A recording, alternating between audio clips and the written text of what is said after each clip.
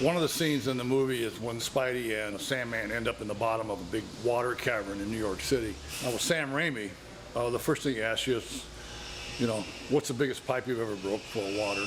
And then the second thing is double that in size.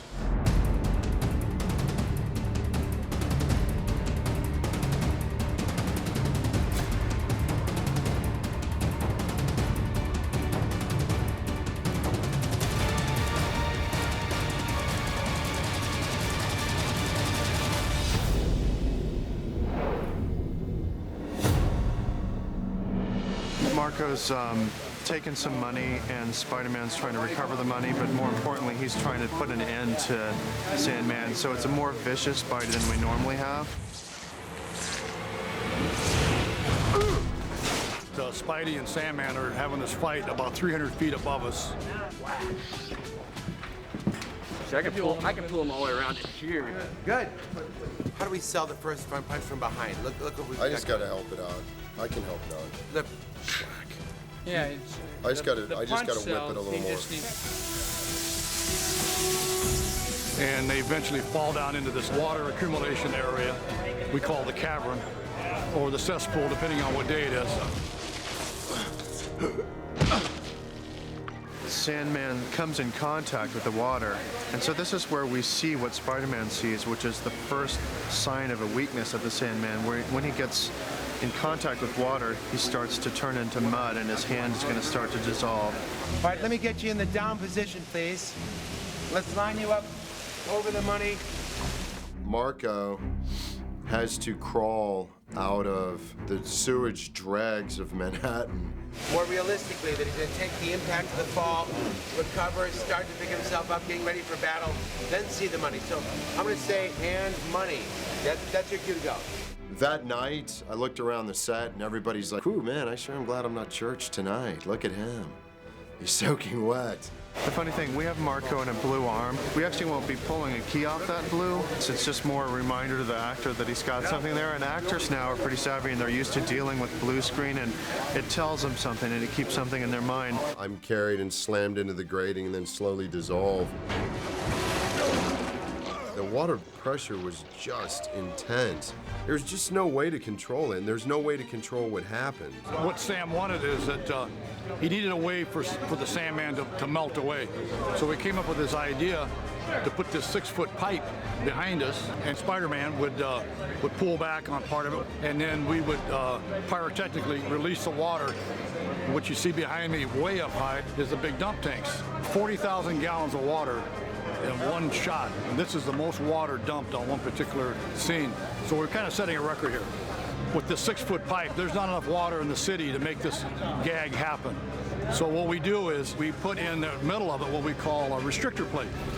And we can take the restrictor plates and make them bigger or smaller depending on whether they want the waters to be 3 inches thick or as much as a foot thick. What you don't see here is all the tests that we've done.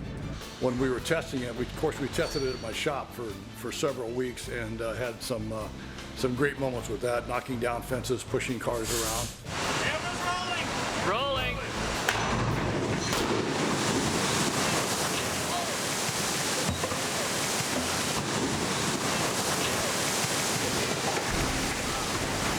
When the construction department started erecting the set, we pretty much said, look, this is the forces that we're going to take against your wall.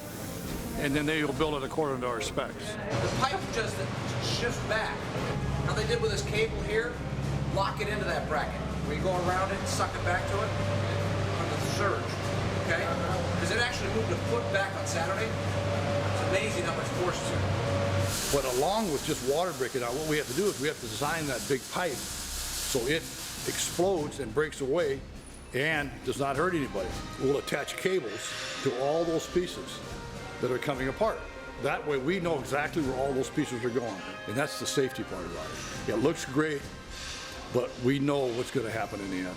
People may think of it all being CGI or computer-generated images, but the actual people and the elements are actually human beings performing that action. So we take safety as the utmost priority. I've asked for a little wire-tie breakaway so it gets hit, then it'll get pushed up, goes up there, and then we hang on to it with a counterweight. So it just floats up there We worked real close with the digital effects group so that we're not overlapping, and then we decide through a series of meetings what's best for the shot.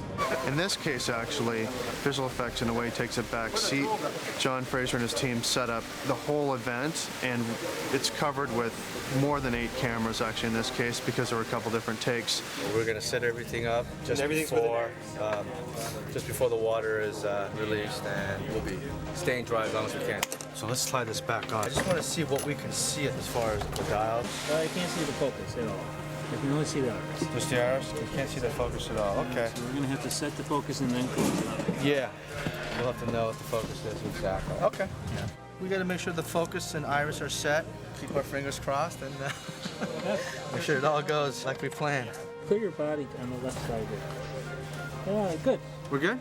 And what we do in visual effects is we know we have to put a CG Sandman in here because the dump is just too big. It's not safe for a stunt guy to go in. We'll do the big blast, and then we work our way down till we get into a safe level where an actual person could be in it. A little bit more that way, right there.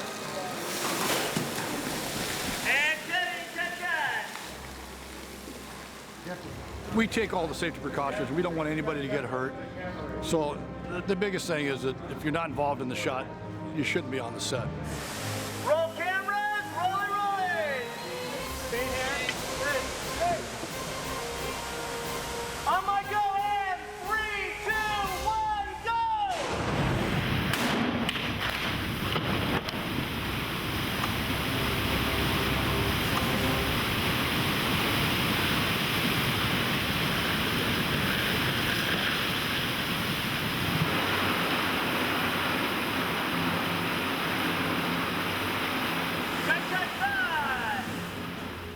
And so all in all, when it's all said and done, you gag like that, you've got 30 guys that have been on that gag for probably 2 months. So when you do it, you really want it to be big. You know, you want to put all the money on the screen.